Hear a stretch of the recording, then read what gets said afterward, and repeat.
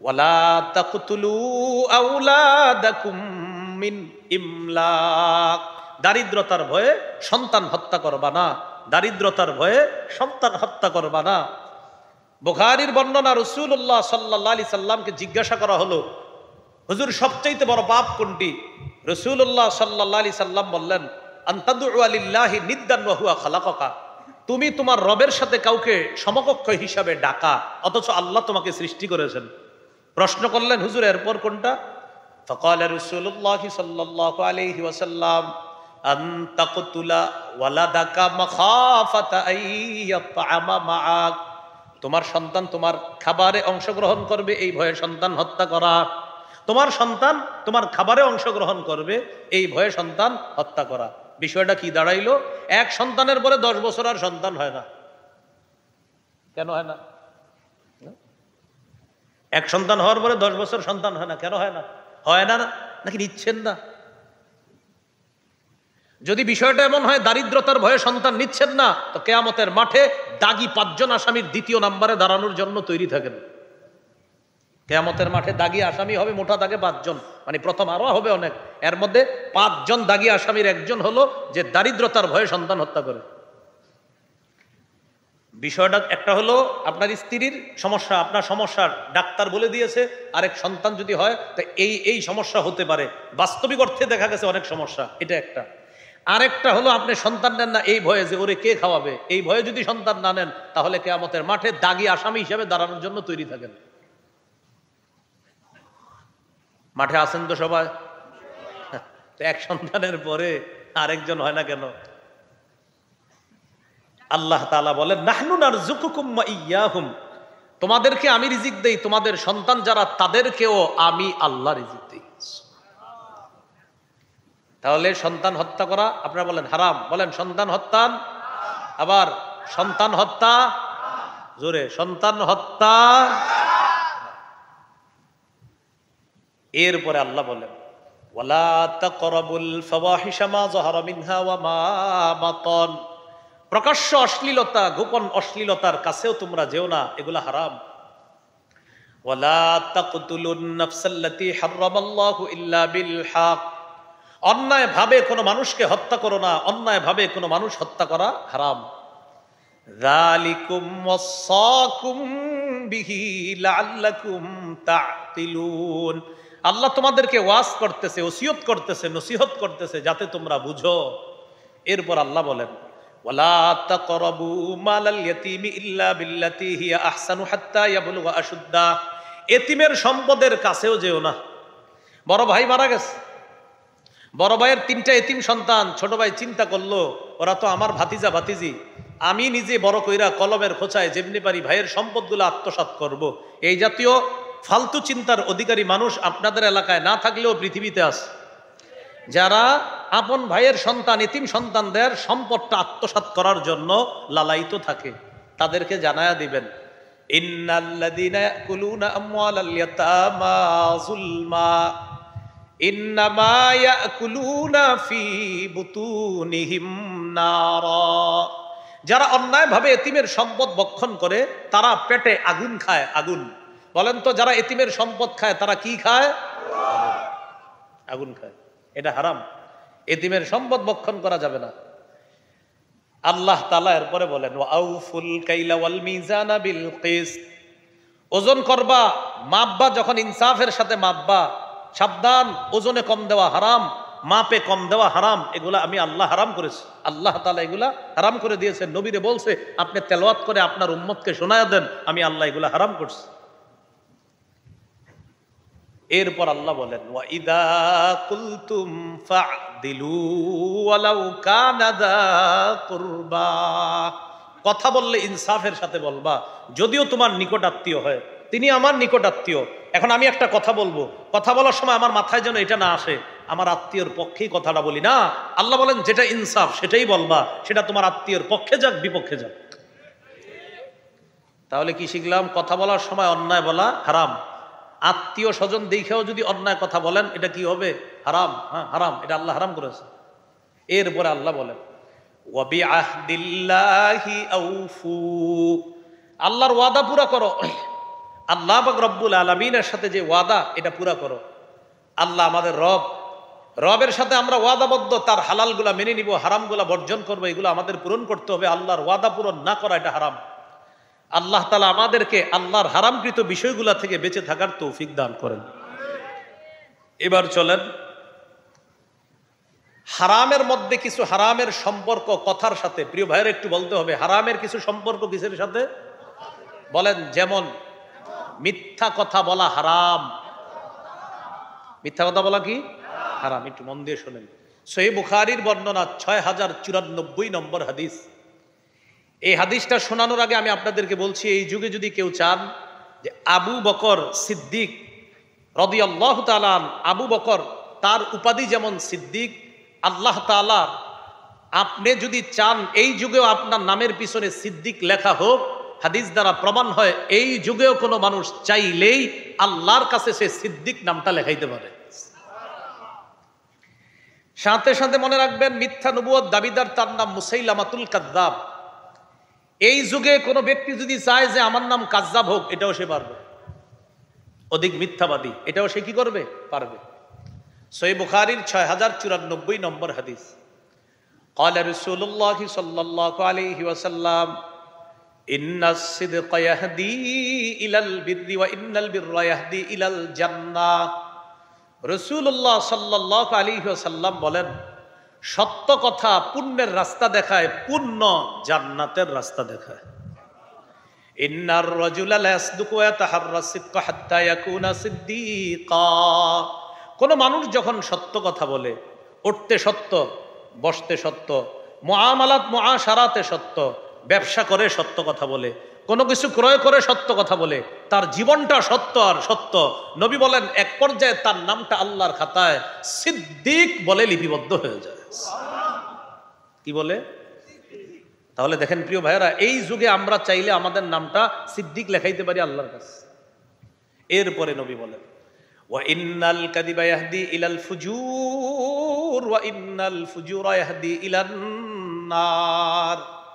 পাপাচার, মিথ্যা কথা পাপাচারের রাস্তা দেখায়, পাপাচার জাহান্নামের রাস্তা দেখায়। ইন্নার রাজুলা লা ইয়াকযিবু ওয়া ইয়াতাহাররাল কাযিবা হাত্তা ইউকতাবা ইনদাল্লাহি কাযযাবা। মানুষ মিথ্যা কথা বলে, মিথ্যা বলতে বলতে এক পর্যায়ে তার নামটা আল্লাহর খাতায় কাযযাব। মুসাইলামা মিথ্যা নবুয়ত দাবিদার যেমন কাযযাব, এই যুগেও কোনো মানুষ মিথ্যা বলতে বলতে বলতে বলতে তার নাম আল্লাহর খাতায় কাযযাব বলে লিপিবদ্ধ হয়ে যায়। বলি নাউজুবিল্লাহ। প্রিয় ব্যবসায়ী ভাইয়েরা, পণ্য বিক্রি করার সময় মিথ্যা কথা বলবেন না। ওই যে বললাম 5 জন দাগী আসামি, এই 5 জনের মধ্যে সেও একজন হবে যে ব্যক্তি মিথ্যা শপথ করে পণ্য বিক্রি করে। রাসূলুল্লাহ সাল্লাল্লাহু আলাইহি সাল্লাম বলেন, কিয়ামতের ময়দানে 3 ব্যক্তির দিকে আল্লাহ রহমতের দৃষ্টি দিবে না। এর মধ্যে একজন হলো ওই ব্যক্তি যেই ব্যক্তি পণ্য মিথ্যা কথা বলে বিক্রি করে। কোন বর্ণনা আসছে যে ব্যক্তি দান করে, খোটা দেয়, যে ব্যক্তি লুঙ্গি টাকনুর নিচে রাখে, এদের দিকে আল্লাহ তাআলা তাকাবেন না কিয়ামতের মাঠে। কি টাকনুর নিচে রাখে? এদের দিকে আল্লাহ তাআলা কিয়ামতের ময়দানে তাকাবেন না। এখন তো এটা আমরা কিছু ভাবি না, মনেই করি না। নামাজে গেলে দেখ মাশাআল্লাহ তাও উঠায়, আল্লাহ বাঁচাইছে যে নামাজের সময় উঠায়, না উঠাইলে কি করার ছিল? মানুষ ভাবে টাকনু শুধু নামাজের সময় না, মুসলমানের টাকনু এটা সর্বা অবস্থায় আপনার টাকনুর উপরে কাপড় পরা। মুসলমানের টাকনুর উপরে কাপড় পরতে হবে শুধু নামাজের সময় না, সর্ব অবস্থায়। তো যাই হোক, মিথ্যা শপথ করে পণ্য বিক্রি করলে খবর আছে। হাদিসে আসছে সৎ ব্যবসায়ী কিয়ামতের ময়দানে নবী সিদ্দিকদের সাথে থাকবে। কিন্তু যে ব্যক্তি মিথ্যা কথা বলে পণ্য বিক্রি করে, এর অবস্থা খুব খারাপ হবে। ভাই জুতার দাম কত? 1200, 1150 দেই, আল্লাহর কসম কিনে আছে 1160 করে। কত করে? তো 1160 হইলে তো এটা 1150-এর নিচে বলা ঠিক হইবে না আমার। আর 1160 কিনে আছে, তো বলতে হলে আমার 1160-এর উপরে বলতে হবে। এখন আপনি যে কসম করলেন 1160 করে কিনা, তাই 1200 বেচবেন, বিক্রি করলেন। কারণ উনি পাইকারি দোকানে গিয়ে খোঁজ নিল এই জুতা 300 করে কিনে আনছেন, তার মানে মিথ্যা কথা বললেন 700 টাকা, আরো বেশি, 700-900 টাকা মিথ্যা কথা বললেন। এই যে মিথ্যা কথা বললেন, এটার জন্য আপনি আল্লাহর দরবারে দাঁড়ানোর জন্য তৈরি থাকেন। মানে মিথ্যা কথা বলাটা একদম ইজি, কোনো ব্যাপারই মনে করে না, একদম সহজে মিথ্যা কথা বলে দিচ্ছেন আপনি। আপনারা কিন্তু বেজার হবেন না, এই কথা তাদের গায়ে নেবেন যারা মিথ্যা কথা কয়ে ব্যবসা করেন। যদি মিথ্যা কথা বলেন আপনার, হ্যাঁ ওয়াজ আপনাকে করতেছে। আমি আবার বলছি, এখানে যদি কোনো মিথ্যাবাদী ব্যবসায়ী থাকেন তো ওয়াজ আপনার জন্য ঠিক হয়ে যান। তো মিথ্যা কথা বলতে বলতে তার নাম আল্লাহর খাতায় কাজ্জাব লিপিবদ্ধ হয়ে যায়। আল্লাহর হস্তে মিথ্যা কথা বললেন না। এবার আসেন আরেকটা হাদিস শুনিয়ে। হাদিস শোনার আগে আগে আমার সাথে একটা বাংলা বলেন। বলেন, রাসূলুল্লাহ সাল্লাল্লাহু আলাইহি ওয়াসাল্লামের কাছে সবচেয়ে অপছন্দনীয় বিষয় ছিল কেউ নবীর সামনে মিথ্যা বলা। বলেন তো আমাদের নবীর কাছে সবচেয়ে অপছন্দনীয় বিষয় কোনটা ছিল? মিথ্যা বলা। তিরমিজির হাদিস 1973 নম্বর হাদিস, 1973। এই হাদিসের মধ্যে আছে عن عائشة الصديقة رضي الله تعالى عنها قالت ما كان خلق أبغض إلى رسول الله صلى الله عليه وسلم من الكذب। আম্মাজান আয়েশা সিদ্দিকা রাদিয়াল্লাহু তাআলা আনহা বলেন, রাসূলুল্লাহ সাল্লাল্লাহু আলাইহি ওয়াসাল্লামের কাছে মিথ্যা বলার চাইতে অধিক অপছন্দনীয় বিষয় আর কোনো কিছু ছিল না। কোন ব্যক্তি যদি নবীর সামনে মিথ্যা কথা বলতেন, ফামা ইয়াজালু ফি নাফসিহি হাত্তা ইয়ালামা আন্নাহু ক্বাদ আহদাসা মিনহা তাওবা। আল্লাহ নবী ভুলতেই পারতেন না, কোন ব্যক্তি যদি মিথ্যা কথা বলতেন তার ব্যাপারটা নবী মন থেকে সরাইতে পারতেন না। কোন ব্যক্তি মিথ্যা বললে নবী সরাইতে পারতেন না। এটা নবী সব কাজ করতেছে, মনে করেন খাবার খাচ্ছে, নামাজ পড়াইতে যাইতেছে, মানুষের সাথে কথা বলতেছে, নবীর মধ্যে একটা পেরেশানি কাজ করতেছে। কি ব্যাপার, আপনি এমন করেন কেন? আল্লাহ রসুলের চেহারার অবস্থা কেন? নবীর মধ্যে পেরেশানি কেন? তখন জানা যায় যে এক ব্যক্তি নবীর সামনে মিথ্যা কথা বলছে, এটা নবী কোনোভাবেই বলতে পারতেছে না।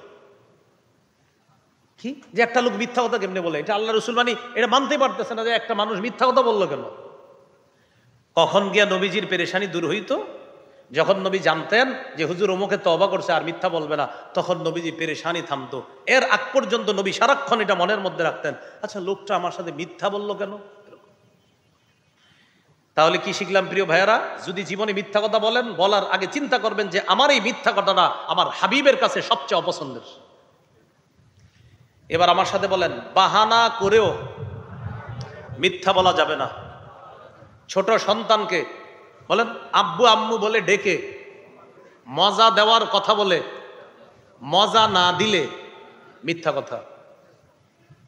ছোট সন্তানকে ডাক দিছেন, আব্বু এদিকে আসো, আম্মু এদিকে আসো, তোমারে মজা দিব। আসছে, আসার পর হাত খুলা মজা দেন নাই, মিথ্যা কথা আপনার নামে একটা লেখা হয়ে যাবে সাথে সাথে। আবু দাউদ, আসলেই তো ঠিক, হাদিসে আসছে তো ঠিক তো হবেই। আবু দাউদের হাদিস 4991, 4991 নম্বর হাদিস। এই হাদিসের বর্ণনাকারী আব্দুল্লাহ ইবনে আমির রাদিয়াল্লাহু তাআলা তিনি বলেন, দাআতনি উম্মি ওয়া রাসূলুল্লাহি সাল্লাল্লাহু আলাইহি ওয়াসাল্লাম কাঈদুন ফি বাইতিনা। আমার আম্মা আমাকে ডাকলেন, আল্লাহ রাসূল আমাদের বাসায় বসা। আমার আম্মা আমাকে ডেকে বললেন, হা তাআল উতিকা, আব্বু এদিকে আসো, তোমাকে কিছু দিব। নবীজি আমার আম্মাকে বললেন, মা আরাদতি আন তুতিহি, এই তুমি তোমার ছেলেরে কি দিতে চাও? ওই মহিলা জবাব দিলেন, উতিহি তামারান, হুজুর আমি তাকে খেজুর দিব। রাসূলুল্লাহ সাল্লাল্লাহু আলাইহি সাল্লাম বললেন, তুমি কি আসলে খেজুর দিবা? তুমি যে ডাকছো খেজুর আসলে দিবা? লাউলাম তুতিহি শাইআ কুতিবাত মিনকি ইনদাল্লাহি কাযিবা। তুমি তোমার সন্তানকে কিছু দিবে বলে ডাকার পর যদি তুমি তাকে কিছু না দাও, আল্লাহর খাতায় তোমার নামে একটা মিথ্যা কথা লেখা হবে। প্রিয় ভাইয়েরা বলেন তো জীবনে এই ভুলটা কত করছি? হ্যাঁ, আসো এদিকে আসো, কিছু দিব। মোরগ মুরগি কুকুর বিড়ালের সাথে ধোকাবাজি করবেন না। হাতে ধান চাউল নিয়ে মোরগ মুরগিরও ডাইকেন না, এমনি কাছে আইসা চাউল দিলেন না, কিছু দিলেন না, এই মোরগের সাথে ধোকাবাজি করেন না, মুরগির সাথে এটা করেন না। হাতে কিছু রাইখা যদি ডাক দেন, আসার পর কিছু দিয়ে দিয়েন। আর যদি হাতে কিছু না থাকে, একটা বিড়ালরে আপনি কাটা বুঝায় ডাক দিলেন, মেও মেও করে একটা হাতে কাটা নিয়ে বললেন আসো এদিকে কাটা দিব, আসার পর ওরে কাটা দিলেন না, এই কাজ করবেন না, আপনার নামে মিথ্যা কথা লেখা হবে। কি শিখলাম? বলেন বাহানা করেও কি করা যাবে না? মিথ্যা বলা যাবে না। এবার আরেকটা শিখেন, বলেন ক্ষুধা পেটে রাইখা, এই কথা বলা যাবে না, ক্ষুধা নাই। যদি ক্ষুধা রাইখা বলি ক্ষুধা নাই, বলেন বলেন বলেন, ক্ষুধা নাই, মিথ্যা কথা। পেটে আপনার ক্ষুধা আছে, কেউ যদি আপনাকে বলে খাইতে বসেন আর তখন যদি বলেন না ভাই ক্ষুধা নাই, কিন্তু আসলে ক্ষুধা আছে, আপনার পেটের মধ্যে দুইটা জিনিস একত্রিত হবে, ক্ষুধা, মিথ্যা। দলিল ইবনে মাজা 3298, 3298 নম্বর হাদিস। এই হাদিসের মধ্যে আসছে আসমা বিনতে ইয়াজিদ রাদিয়াল্লাহু তাআলা আনহার বর্ণনা। তিনি বলেন, উতিয়া রাসূলুল্লাহ সাল্লাল্লাহু আলাইহি ওয়াসাল্লাম বিতাআম, আল্লাহ নবীর সামনে খাবার আনা হলো। আনার পর আমরা যারা আল্লাহ নবীর সামনে, আমরা বললাম লা নাশতাহি, খাবারের আমাদের চাহিদা নাই। নবীর সামনে খাবার আনা হলো, আমরাও ছিলাম, আমরা বললাম আমাদের খাবারের চাহিদা নাই। নবীজি আমাদের দিকে তাকায় বললেন, এই শোনো, খাবারের চাহিদা তোমাদের নাই তো আসলে, লা তাজমা'না জুআন ওয়া কাযিবা, সাবধান, ক্ষুধা রাইখা বইল না যে ক্ষুধা নাই। ক্ষুধা রাইখা যদি বলো ক্ষুধা নাই, খাবারের প্রতি চাহিদা নাই, তাহলে তোমার পেটে দুই জিনিস জমা করলা, একটা মিথ্যা জমা করলা আর একটা তুমি ক্ষুধা জমা করলা। ক্ষুধা রাইখা যদি বলো ক্ষুধা নাই, এক পেটে খিদা রাখলা, খিদা রাইখা দুনিয়াতে কষ্ট পাইলা, আর একটা মিথ্যা পেটে ঢুকাইলা, এটার কারণে আখেরাতে কষ্ট পাবা। এখন বলেন এই ভুলটাও আমাদের হয় কিনা? আমার অনেক সময় বলে ফেলি, খিদা থাকলে কোন আল্লাহর ওলি বুজুর্গ যদি বলে আপনারে ভাই খান, আমরা অনেক সময় লজ্জায় বুজুর্গদের সামনে খাইতে চাই না, কিন্তু পেটে খিদা আছে, বিসমিল্লাহ কইরা বরকত হিসাবে শুরু করে দিবেন। হ্যাঁ, বিসমিল্লাহির রহমান, হুজুর বলছে বিসমিল্লাহির রহমান, খানা শুরু করে। হ্যাঁ, একটু আদব বজায় রাখেন সামনে, সমস্যা নেই, আপনি একটু ভদ্রভাবে বৈশা, হুজুর বলছে খান, তো আপনার পেটে খিদা আছে, বিসমিল্লাহির রহমান শুরু করে দেন, মিথ্যা কথা বলা যাবে না। আর যদি বলেন খাবেন না, বললেন যে হুজুর এখন খাবো না পরে খাবো, এটা বলেন, কিন্তু বললেন না যে ক্ষুধা নাই, আসলে তো ক্ষুধা আছে, প্রচুর ক্ষুধা। এই টাইমে আপনার সামনে হুজুরে বিরিয়ানি দিছে, বলেন বিরিয়ানির ঘেরানে কার মন না চায় বিরিয়ানি খাইতে? ওই টাইমে আপনারা বলছে খান, আপনি বললেন ক্ষুধা নাই। কি সুন্দর মিথ্যাটা যে পেটে ঢুকাইলেন। বিরিয়ানির সময় যদি ক্ষুধা রাইখা বলেন ক্ষুধা নাই, তাহলে মিছা কথাটার পাওয়ারটা কত বেশি হয়। তো ভাই, যদিও বিষয়টা একটু হাসির মতো মনে হচ্ছে, কিন্তু আমরা এই ভুলগুলা অহরহর করে থাকি। তাহলে ক্ষুধা, মিথ্যা এক পেটে একত্রিত করা যাবে না। আল্লাহ তাআলা আমাদেরকে এইভাবে এই জাতীয় মিথ্যা থেকে হেফাজত করেন। এবার আমার সাথে বলেন, মানুষকে হাসানোর জন্য বলেন মিথ্যা কথা বলা যাবে না। প্রয়োজনে সঠিক কথা বলে হাসানো দোষণীয় নয়। মিথ্যা বলে হাসানো যাবে না, সত্য বলে আপনি হাসান। ইসলাম সত্য বলে হাসানো শিখাইছে। যেমন আপনাদেরকে একটু হাসাই, বুখারীর একটা হাদিস শোনাই, হাসি দেওয়ার জন্য রেডি হন। হ্যাঁ, বেশি জোরে হাসি দেন না, একটু হালকা আপনার মুস্কি হাসবেন। এবার হাসবেন, হাসি আসবে শিওর, কিন্তু শুনেন। বুখারীর বর্ণনা, রাসূলুল্লাহ সাল্লাল্লাহু আলাইহি সাল্লামের কাছে এক সাহাবী আসলেন। আসার পর বললেন, ওয়াকাতু আলা ইমরাআতি ফি রমাদান, ইয়া রাসূলুল্লাহ, রমজান মাসে আমার দ্বারা এমন কিছু হয়ে গেছে যেটা রমজানের বাহিরে বৈধ কিন্তু রমজানে অবৈধ। এখানে অনেক বাচ্চারা আছে, এই জন্য আমি বাংলাটা এইভাবেই বললাম। বাংলাটা আপনারা আশা করি বুঝতে পারছেন যে ইয়া রাসূলুল্লাহ, রমজানের বাহিরে যেই বিষয়টা হালাল, ওই কাজটা রমজানে হারাম হয়, এরকম কিছু একটা আমার হয়ে গেছে, আমি এখন কি করব? আশা করি বুঝে আসছে সবার। তো রাসূলুল্লাহ সাল্লাল্লাহু আলাইহি সাল্লাম বললেন, গোলাম আজাদ করে দাও। সাহাবী বললেন, হুজুর আমার টাকা পয়সা নেই গোলাম আজাদ করার মতো। নবীজি বললেন, আতইম সিত্তিনা মিসকিনা, তাহলে 60 জন মিসকিনকে খাওয়ায়া দাও। সাহাবী বললেন, হুজুর টাকা পয়সাই নাই, আমি 60 জনকে খাওয়াবো কেমনে? রাসূলুল্লাহ সাল্লাল্লাহু আলাইহি সাল্লাম বললেন, তাহলে সুম শাহরাইনি মুতাতাবিআইন, টানা 2 মাস রোজা রাখো, মানে 60টা, মাঝে একটাও ভাঙা যাবে না। 59 নাম্বারটা ভেঙে ফেললে আবার 60টা রাখতে হবে, কথার কথা। তিনি জবাব দিলেন, হুজুর আমার ওজর আছে, আমার দ্বারা 60টা সম্ভব হবে না টানা। তাহলে গোলাম আজাদও পারবে না, 60 জন মিসকিনকেও খাওয়াতে পারবে না, আবার টানা 60টা রোজা রাখতেও পারবে না, ওজর আছে। নবীজি বললেন, দেখি কি করা যায়। ইতিমধ্যে নবীজির কাছে এক ব্যাগ খেজুর আসছে হাদিয়া। খেজুর আসার পর নবীজি বললেন, আচ্ছা ওই ব্যক্তি কোথায় যিনি মাত্র আমার কাছে মাসালা জানতে চাইলা?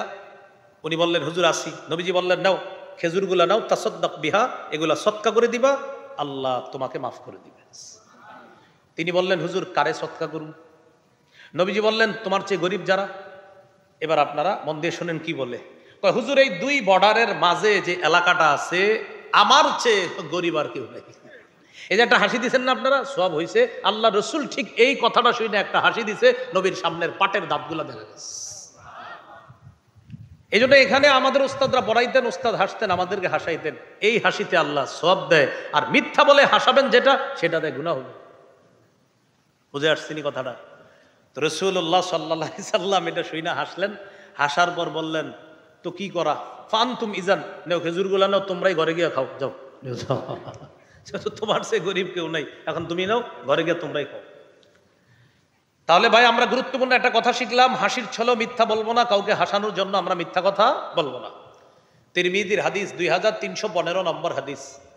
এই হাদিসের মধ্যে রাসূলুল্লাহ সাল্লাল্লাহু আলাইহি সাল্লাম বলেন, ওয়াইলুল লিল্লাযী ইউহাদ্দিসু বিল হাদিসি লিইউদহিকা বিহিল কওম ওয়াইলুন লাহু ওয়াইলুন লাহ।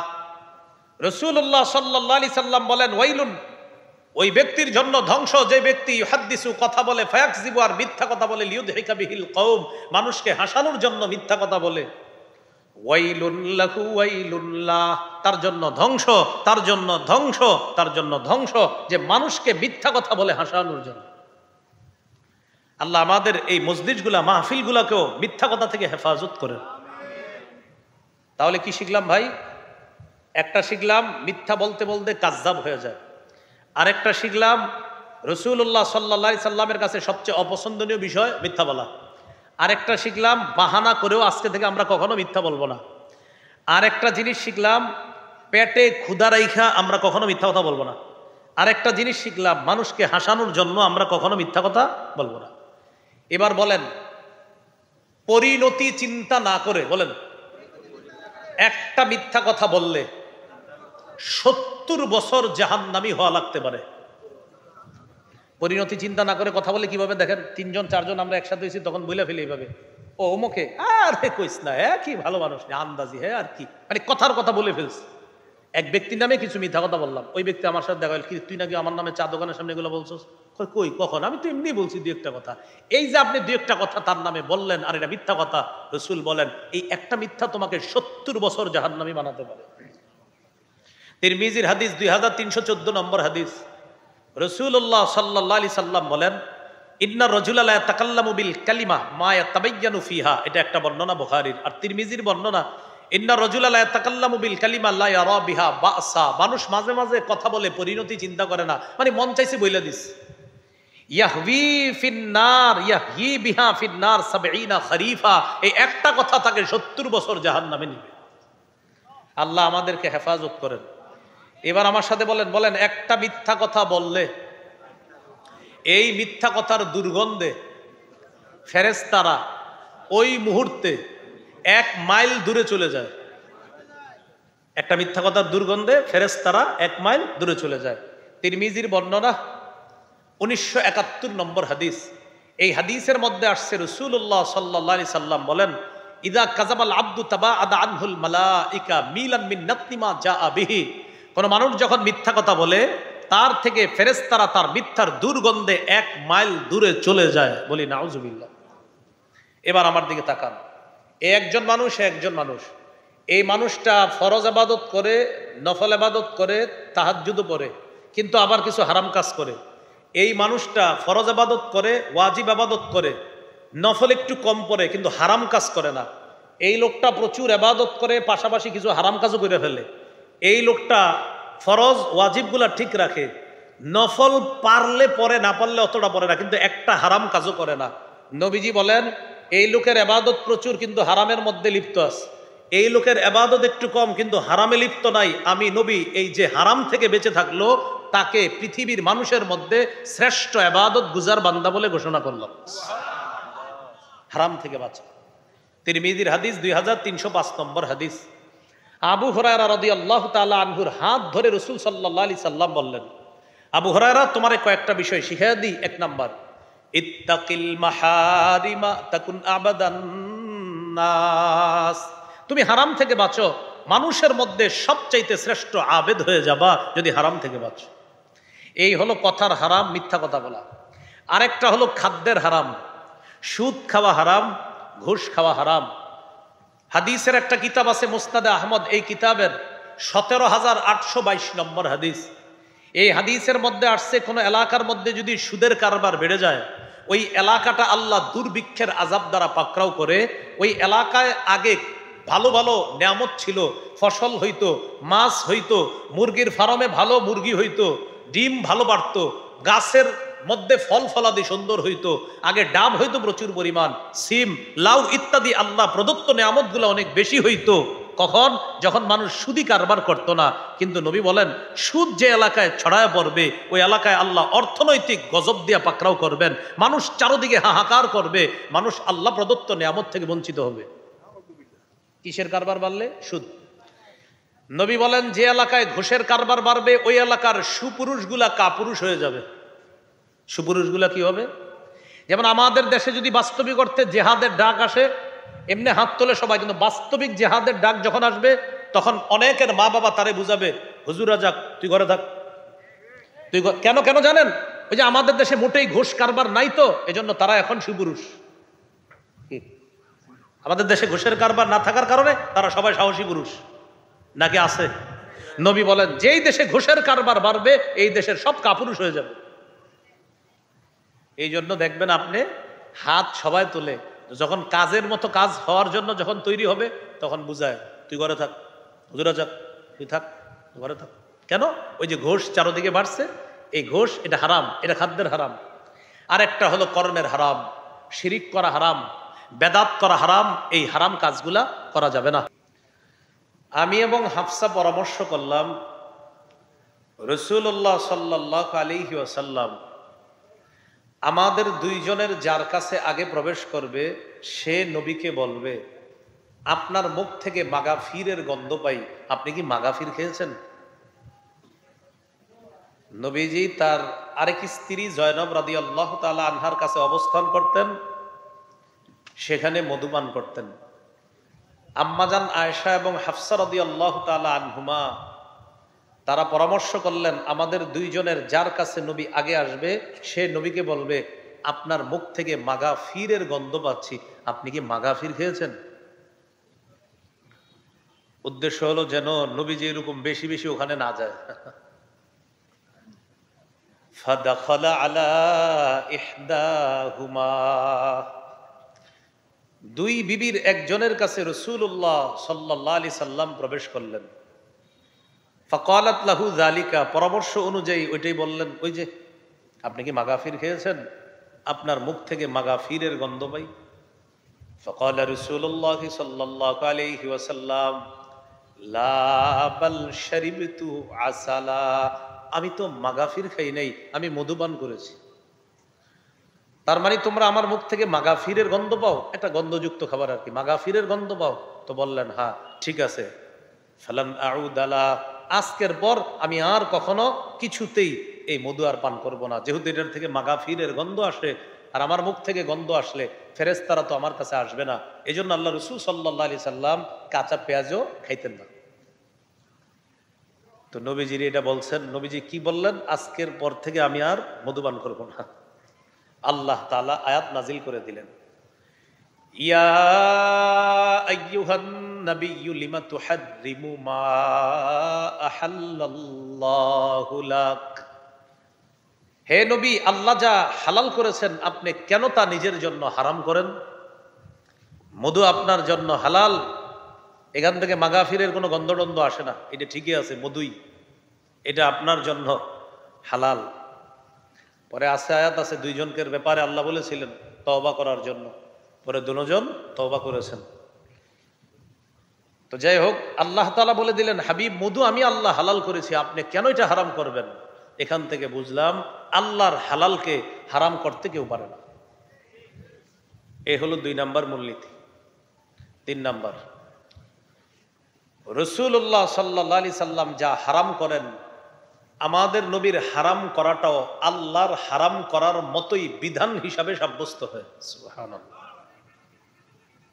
যেমন ইবনে মাজাহ হাদিসের কিতাব 12 নম্বর হাদিস, এই হাদিসের মধ্যে আছে রাসূলুল্লাহ সাল্লাল্লাহু আলাইহি ওয়াসাল্লাম বলেন, ইউশিকুর রাজুলু মুত্তাকিআন আলা আরিকাতিহি, এমন একটা সময় আসবে যখন মানুষ সিংহাসনের মধ্যে হেলান দিয়ে বসা থাকবে।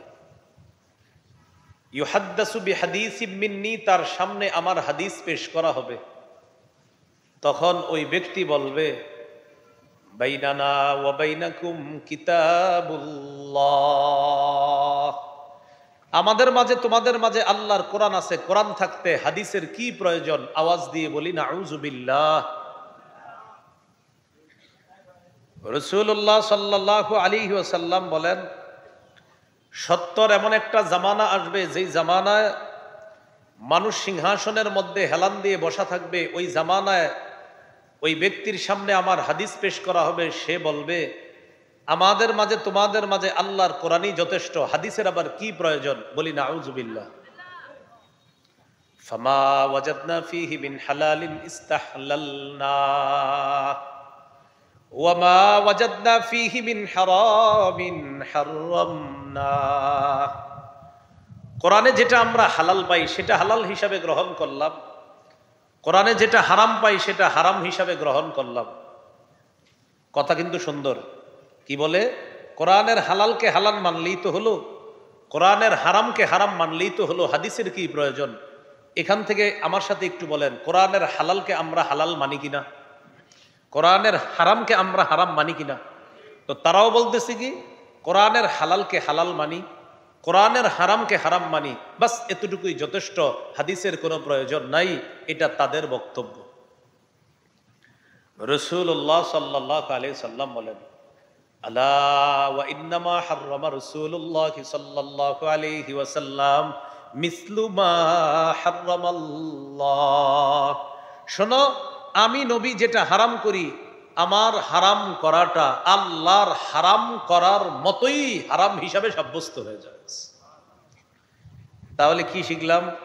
শুধু কোরআন না শুধু হাদিস, না কোরআন হাদিস? যারা বলে শুধু কোরআন মানাই যথেষ্ট, হাদিসের প্রয়োজন নাই, তাদের গভীর একটা চক্রান্ত হলো উম্মতকে বেনামাজি বানানো। কি বানানো? প্রশ্ন হতে পারে কেন? কোরআনে আছে আকিমুস সালাত, তোমরা সালাত কায়েম করো, নামাজ পড়ো। কিভাবে নামাজ পড়বা এটা কোরআনে নাই। কোরআনে আছে ইয়া আইয়ুহাল্লাযীনা আমানুর কাউ, হে ঈমানদারগণ তোমরা রুকু করো। কিভাবে রুকু করো এটা কোরআনে নাই। কোরআনে আছে ওয়াসজুদু, তোমরা সেজদা করো। কিভাবে সেজদা করো এটা কোরআনে নাই। কোরআনে আছে ওয়াবুদু রাব্বাকুম, রবের ইবাদত করো। কিভাবে করো এটা কোরআনে নাই। কোরআনে আছে নামাজ পড়ো, তাই নামাজ পড়া ফরজ, কিন্তু ফজরের নামাজ 2 রাকাত ফরজ, এটা হাদিসে আছে। কোরআনে আছে নামাজ পড়া ফরজ, তাই জোহরের নামাজ ফরজ, আসরের নামাজ ফরজ, এশার নামাজ ফরজ, কিন্তু কোরআনে এটা নাই। আসরের নামাজ কয় রাকাত, জোহরের নামাজ কয় রাকাত, এশা কয় রাকাত, এটা হাদিসে আছে। জোহরের নামাজ 4 রাকাত, আসর 4 রাকাত, এশার নামাজ 4 রাকাত। কোরআনে আছে নামাজ পড়া ফরজ, তাই মাগরিব পড়া ফরজ, কিন্তু মাগরিব 3 রাকাত ফরজ, এটা হাদিসে আছে। তাই শুধু কোরআন না শুধু হাদিস না, কোরআন এবং হাদিস। যারা বলে শুধু কোরআন, তারা প্রকারান্তরে হাদিস অস্বীকার করার কারণে তাদের ঈমান চলে যাবে এবং উম্মতকে তারা কৌশলে বেনামাজি বানানোর একটা ষড়যন্ত্র চালায়। বলেন তো কোরআন, সবাই বলেন তো কোরআনে কি আছে? নামাজ পড়ো। ফজরের নামাজ 2 রাকাত, এটা কোথায় আছে? মাশাআল্লাহ। কোরআনে আছে নামাজ পড়ো। জোহর যে 4 রাকাত, এটা কোথায় আছে? কোরআনে আছে নামাজ পড়ো। আসরের নামাজ 4 রাকাত, এটা কোথায় আছে? কোরআনে আছে নামাজ পড়ো। মাগরিব 3 রাকাত, এটা কোথায় আছে? কোরআনে আছে নামাজ পড়ো। এশা 4 রাকাত, এটা কোথায় আছে? তাই কোরআন হাদিস দুইটা আলাদা না? কোরআন এবং হাদিস উভয়টা মানতে হবে। এই হলো আপনার শুধু কোরআন মানার যারা দাবি করে, ওদের এই হলো ষড়যন্ত্র। তাহলে কি শিখলাম?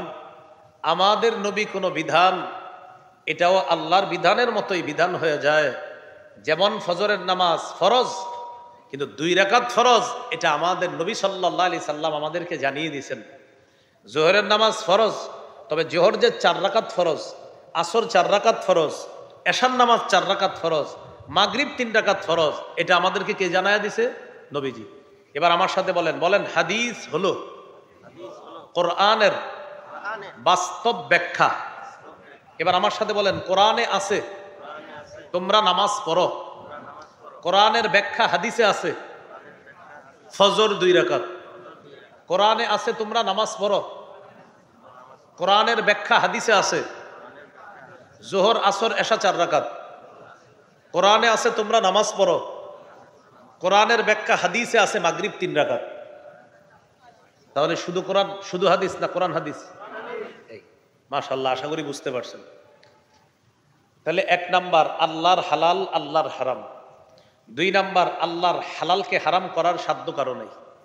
3 নাম্বার, আমাদের নবী কোনো বিধান যখন আমাদের জন্য রেখে যান, আমাদের নবীর সেই বিধানটাও আল্লাহ পাক রব্বুল আলামিনের বিধানের মতোই এটা কার্যকর হয়ে যায়, যেই বিধানের মধ্যে আল্লাহ তাআলার সমর্থন থাকে। কারণ আমাদের নবী কোনো কিছু নিজের থেকে বলে না, যা বলে সব ওহী থেকেই আল্লাহ রসুল বলে।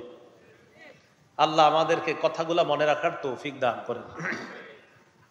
4 নাম্বার কথা, হালাল স্পষ্ট, হারাম স্পষ্ট। হালাল হারামের মাঝে কিছু বিষয় আছে অস্পষ্ট। সহিহ বুখারীর বর্ণনা 52 নম্বর হাদিস, قال رسول الله صلى الله عليه وسلم الحلال بين والحرام بين وبينهما مشبهات।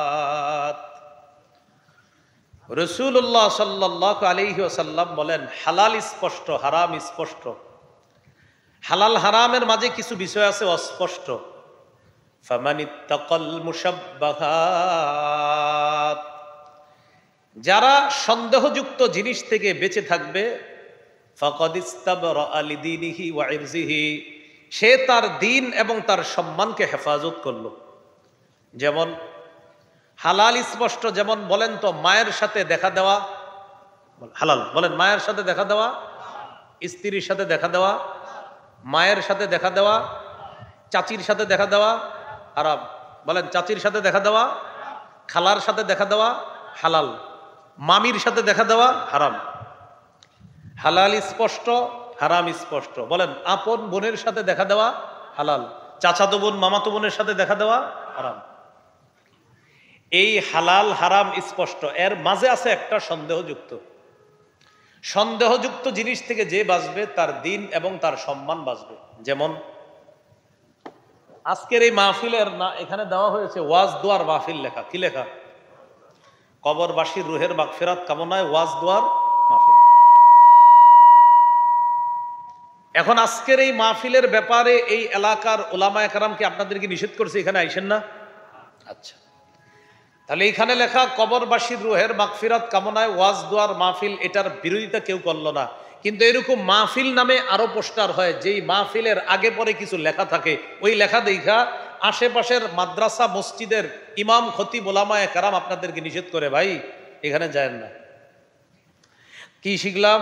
এই মাহফিলে কেউ নিষেধ করলো না, কিন্তু কিছু জায়গায় মাহফিল লেখা থাকে, বাকি আগে কিছু একটা লেখা থাকে, ওইটা লেখা থাকার পরে হুজুররা বলে ভাই এখানে যায়েন না। এই যে আপনাকে বললো এই মাহফিলে যায়েন না, তখন আবার এলাকার দেখবেন কিছু লোক বলবে না যাইলে সমস্যা নাই। তার মানে একটা মাহফিলের ব্যাপারে এমন হয়ে গেল যেখানে হক্কানি আলেমরা আপনাকে বলতেছে যায়েন না, আর অন্য টাইপের কোন বেদাতি কেউ আপনাকে বলতেছে এখানে যাওয়ার জন্য। তাহলে মাহফিল নাম আগে পরে কিছু একটু আছে, এই জন্য হক্কানি আলেমরা বলতেছে যায়েন না। এখন আপনি চিন্তা করলেন, আচ্ছা আমি কি যাব না না যাব?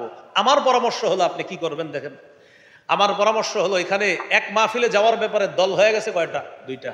এক দল বলতেছে যান, সমস্যা নাই কোনো। আরেক দল বলতেছে যায়েন না, এখানে গেলে উল্টাপাল্টা কথা বলবে, ইমানের খতরা আসতে পারে। এই তো আপনি বুদ্ধি করে চিন্তা করবেন, আচ্ছা এই মাহফিলে যদি আমি না যাই কি হবে? আমার না গেলে আমার নামাজের ক্ষতি হবে না, আমার রোজার ক্ষতি হবে না, আমার জাকাতের ক্ষতি হবে না, আমার হজের ক্ষতি হবে না, আমার কিচ্ছু হবে না, যেহেতু হক্কানি আলেমরা বলতেছে এখানে না যাওয়া ভালো। আবার একদল বলতেছে যাওয়া উচিত। যেই জায়গার মধ্যে সন্দেহ কাজ করতেছে এখানে আমি না গেলাম, এখানে না গেলে তো আমার কোনো ক্ষতি হইতেছে না। আল্লাহ রসুল বলেন সন্দেহযুক্ত বিষয় থেকেও বাঁচো, তোমার দিনও ঠিক থাকবে, তোমার সম্মানও ঠিক থাকবে। এই জন্য সন্দেহের, সেটার মধ্যে সন্দেহ, ওলামায়ে কেরাম যদি বলে ভাই এখানে একটু দুর্গন্ধ আছে, যান না ওখানে। আল্লাহ আমাদেরকে কথাগুলা বোঝার তৌফিক দান করেন। তো হাদিসটা এবার শুনি। ওয়ামান ওয়াকাআ ফিশ শুবহাত কারাইন ইয়ারআ হাওলাল হিমা ইউশিকু আইয়ুওয়াকিআ। এক বাদশার একটা দেয়াল আছে, দেয়ালের সামনে লেখা সংরক্ষিত এলাকা। এই এলাকার আশেপাশে ছাগল চড়ানো যাবে না, গরু চড়ানো যাবে না। ছাগল গরু চড়াইলে এই দেয়ালের ভিতরে ছাগল গরু ঢুকার সম্ভাবনা আছে। আপনি কি করলেন? বুদ্ধি করে গরু ছাগল তার দেয়ালের পাশে নিয়ে ঘাস খাওয়াইতেছেন, হঠাৎ একটা ছাগল দেয়ালের চিপা ফাঁকা পেয়ে ঢুকে গেছে ভিতরে। আগেই তো লেখা ছিল এই দেয়ালের পাশে গরু ছাগল চড়াবেন না, কেন চড়াইলেন? তাহলে বোঝা গেল দুনিয়াতে এরকম কিছু জায়গা থাকে যেখানে প্রবেশ করা নিষেধ, তাই ওখানে বলা হয় যে এখান থেকে 100 হাত দূরে থাকুন, 1000 হাত দূরে থাকুন। কেন? এটার কাছে আসলে ঝামেলা আসছে। রাসূলুল্লাহ সাল্লাল্লাহু আলাইহি সাল্লাম বলেন, আলা ইন্না লিকুল্লি মালিকিন হিমা, প্রত্যেক বাদশার একটা সীমারেখা আছে। ওয়া ইন্না হিমাল্লাহি ফিল আরদি মাহারিমুহু, পৃথিবীতে আল্লাহর সীমারেখা হলো নিষিদ্ধ বিষয়গুলা। এই নিষিদ্ধ বিষয়গুলার ব্যাপারেও আল্লাহর বিধান হলো এটার কাছেও যায় না। রাখাল যেমন ওই দেয়ালের কাছে গেলে তার ছাগল দেয়ালের ভিতরে ঢুকে যাওয়ার সম্ভাবনা, এটার ভিতরে যে কোনো সমস্যা ঘটতে পারে। আল্লাহর হারাম বিষয়গুলার কাছে যদি তুমি যাও, হতে পারে ওই হারামের মধ্যে তুমি জড়িয়ে পড়বা। এই জন্য হারামের কাছে না যাওয়া। সন্দেহ যে ওখানে গেলে আমি কি হারাম কাজটা করে ফেলবো, সন্দেহ লাগতেছে, যান না, হতে পারে করে ফেলবেন। আপনার 10 বন্ধু গেছে খেলা দেখতে, হারাম খেলা, জুয়ার খেলা দেখতে গেছে। আপনি চিন্তা করলেন আমি একটু গিয়ে স্কোরটা যাই না, সে আমি খেলাটা দেখবো না, শুধু স্কোর জানবো। আপনি গেলেন, যাওয়ার পর বন্ধুদেরকে দূর থেকে জিজ্ঞাসা করতেছেন, দোস্ত কি অবস্থা, এটা জিজ্ঞাসা করার জন্য গেছেন। বন্ধুরা লম্বা সময় এখানে জুয়াবাজির খেলা দেখবে।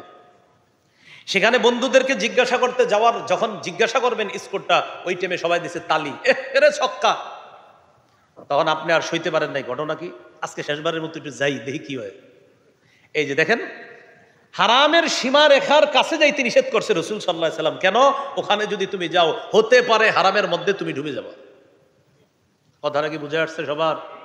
এই জন্য আল্লাহ পবিত্র কোরআনের মধ্যে বলেন, ওয়ালা তাকরাবুজ জিনা, আল্লাহ বলেন তোমরা জিনার নিকটবর্তী হয়েও না। বলে নাই জিনা করো না, বলছে জিনার কাছেও যাও না। বলে নাই জিনা করো না, বলছে এটার কাছেও যেও না। যদি এটার কাছাকাছিও যাও, হতে পারে এই শয়তান তোমাকে আসল জিনার মধ্যে লিপ্ত করায় দিবে।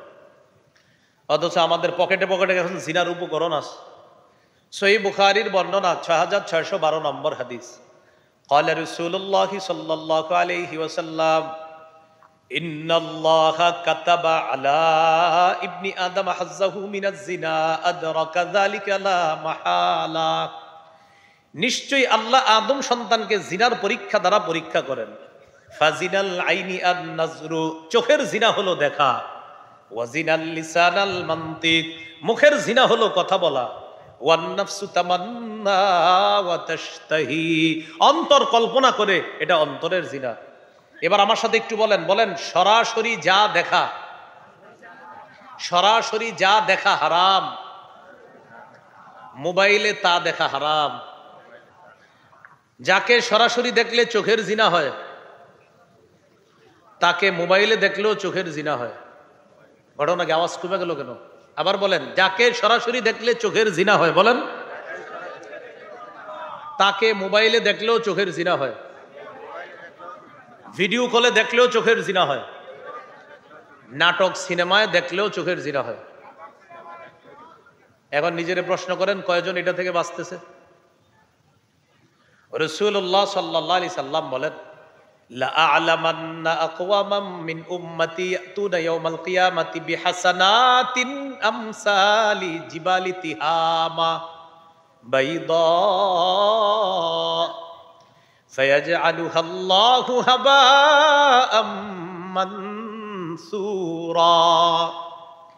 আমার উম্মতের একদল মানুষ যারা সরাসরি গুনাহ করে না, কিন্তু পর্দার আড়ালে তারা যখন যায় তখন ঠিকই ভয়ঙ্কর ভয়ঙ্কর গুনাহ করে। নবীজি বললেন, সাহাবীরা বললেন, হুজুর এরা কারা?